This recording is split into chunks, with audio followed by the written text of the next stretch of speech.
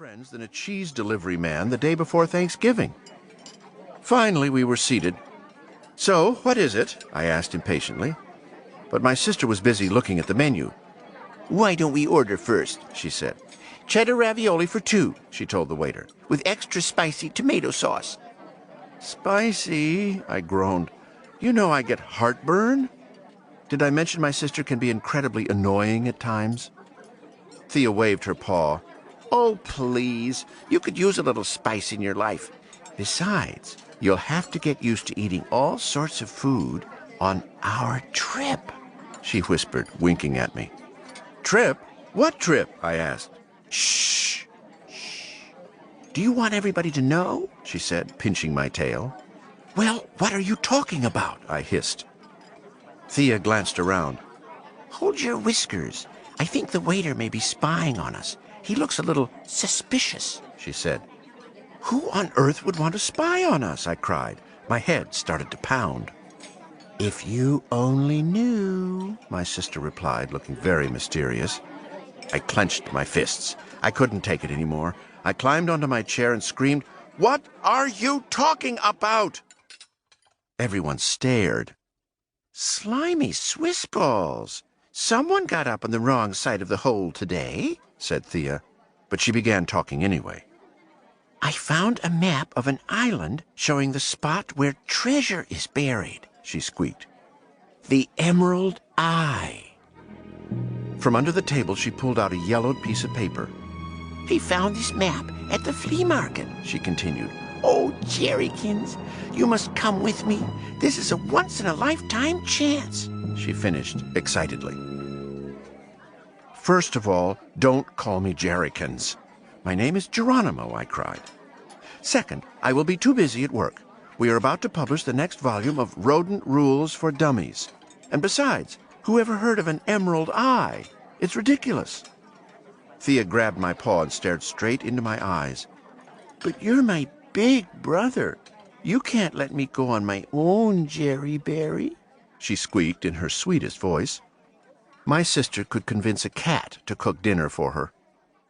"The name is Geronimo," I shouted.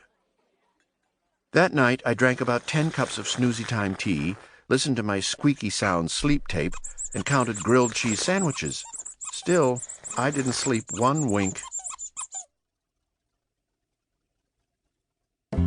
Cheap junk for less. The next day, we went to the harbor. "So, Jerrykins, promise you'll come with me? You are not going to let me sail off all on my own," insisted Thea. "Don't call me Jerrykins," I cried. "The name is Geronimo." Here's one thing you should know about my sister. When she gets an idea in her head, it sticks like a mouse in a glue trap. Before I knew it, I had promised to go with her on her ridiculous treasure hunting trip. And as every respectable mouse knows, a rodent's promise is nothing to joke about. "Chewy cheese bits!" shouted Thea, breaking into a dance. Then Thea showed me a boat belonging to an old retired sea captain. It was the color of cheddar, extra sharp, my favorite. The ship's name seemed to be a good sign, too. Lucky Lady. My sister stared at the ship, then she winked at me. "You know, 2 sailors are really not enough for this boat," she said. "Do you know who else could come with us? Trap. He says he's an expert sailor."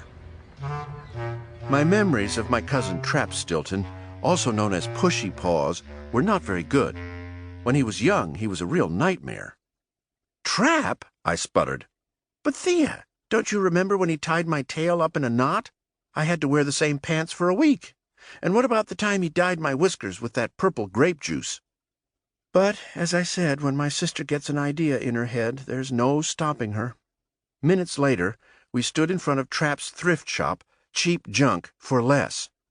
The store window was dusty and full of odd stuff, an old yellowed photograph, a fake crystal that was supposed to ward off cats, a box of silver whisker curlers, a super-powered fur dryer.